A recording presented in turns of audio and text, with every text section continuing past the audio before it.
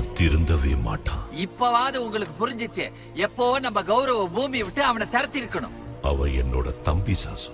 இது அவனுக்கும் வீடு. நான் அரசனாய் இருக்கிற வராது மாறாது. என்ன பண்றது, வீட்டுக்கு ஒண்ணு இப்படி பிறந்து தொலைக்குது. எனக்கு ஒரு தம்பி இருந்தா அவனுக்கு தான் ஒரு பெரிய மரங்கொத்தின் நினப்பு. மரத்தை கொத்துறேன்னு சொல்லி மூக்க உடைச்சுக்குவேன்.